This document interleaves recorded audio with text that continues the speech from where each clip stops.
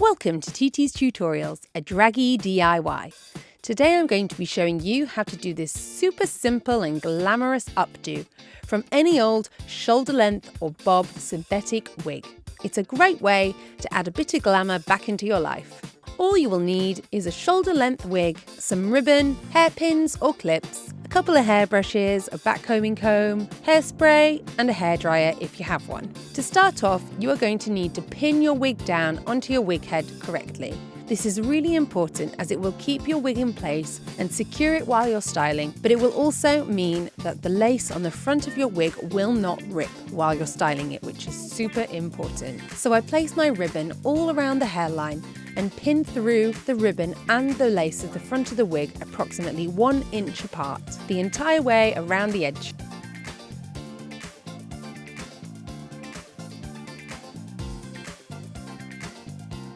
As you can see, my wig is a little bit tangled up from her last night out, so I'm just going to make sure that she's nice and smooth and detangle her as much as possible. I start from the underneath with my tangle teaser and just give her a brush the whole way through, trying to make the hair as smooth as possible. I also use a hairdryer to loosely blow dry the hair down, flickering the heat between hot and cold. This again is going to smooth the hair and make it look nice and even and straight. I use my hairdryer to blow the hair off the face, again flicking between hot and cold air to make sure that you get all those flyaways. Once my hair is nice and smooth, I'm now going to start sectioning it. It's really important to section your hair nice and neat and clip each section away individually. To do this style, I'm going to section 2 pieces at the front and 1 large section at the back. These sections are going to make up each of our rolls. Once I've detangled my hair, I then find where I want my desired parting to be. I want my parting to be slightly off-center, but of course you can choose to have your parting wherever you want. When sectioning my 2 front sections, I start from approximately 3 inches up the parting, then section down to where the back of the ear would be. To start with my rolls, I backcomb approximately 1 inch sections from the back of this front section towards the root. As you can see, I'm taking small sections from my front roll section and backcombing the root away from the face. I want to constantly make sure that I'm smoothing out the hair that is going to be visible at the front. So while you're backcombing, keep checking to make sure that that front section is looking nice and smooth.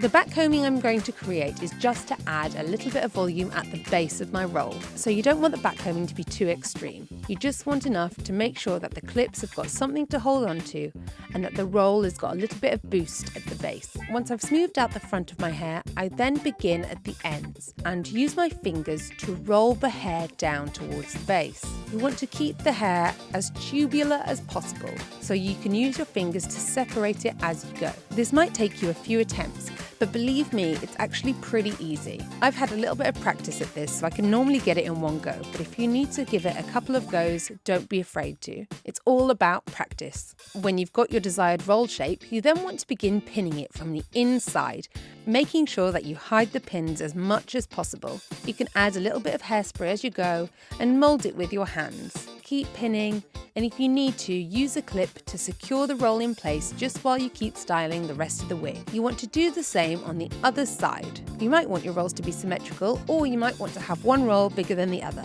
This is completely up to you and it's all your creative choice. Again, I'm backcombing at the base from the back of my section, taking approximately 1 inch sections, just adding a little bit of volume. Always remember to keep brushing those ends and keep the front of the section looking nice and smooth.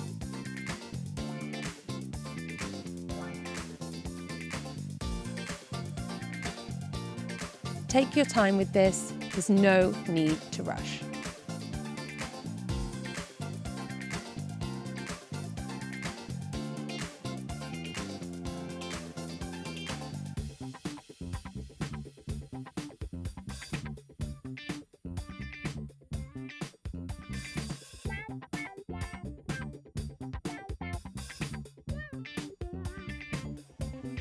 When you're happy with the way that your rolls look, you can add a little bit of hairspray. Don't be afraid to keep going in and touching them up as you feel.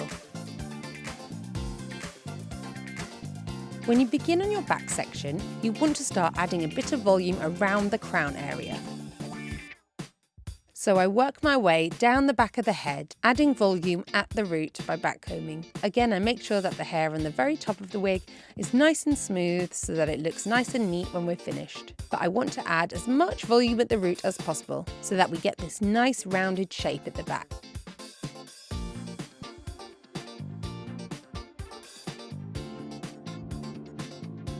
Because I want to add a little bit more height, yes, this is a very cheap wig, so I'm going to add a few bumps to the crown. Adding a bump to your wig is a great way of getting volume when you don't have a lot of hair to use. Quite often, I just keep the hair out of my hairbrushes and use that as bumps, but also you could use an old piece of weft or any old pieces of hair you've got lying around and just backcomb them together. When I've added the bumps, I'm also not afraid to go in and add a bit of extra volume where I feel like it needs it. Don't be afraid to keep adding volume. It can be a bit daunting when you're backcombing, but honestly, you can't go that wrong if you take your time.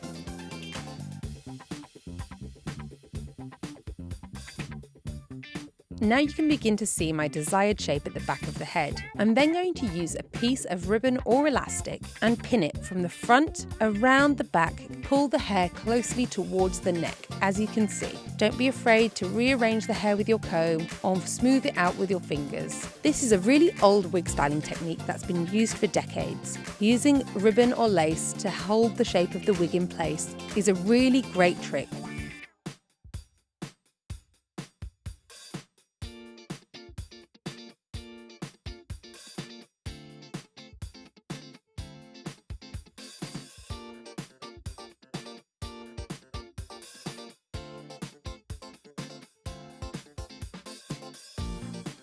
And now, with my bottom section of hair, I'm again going to do the same technique, using my fingers to roll the hair in a tubular fashion towards the nape of the neck. Again, I'm going to pin the hair from the inside, but when I go on to the next section, I'm going to make sure that the pieces of hair overlap, and also making sure that the clips overlap on the inside so that they're nice and secure. It's actually not super difficult, but it is all about practice. You can be as creative as you want to be, and these techniques can be used in multiple ways to create multiple styles.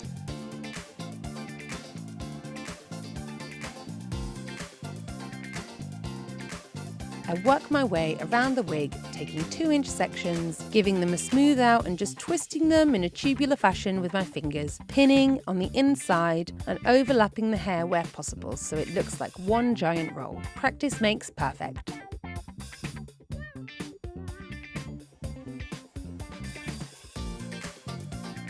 To add the final touches to my wig, I just used my hairdryer and a tiny bit of hairspray to catch any loose hairs that I may have missed, and to smooth out the hair as much as possible.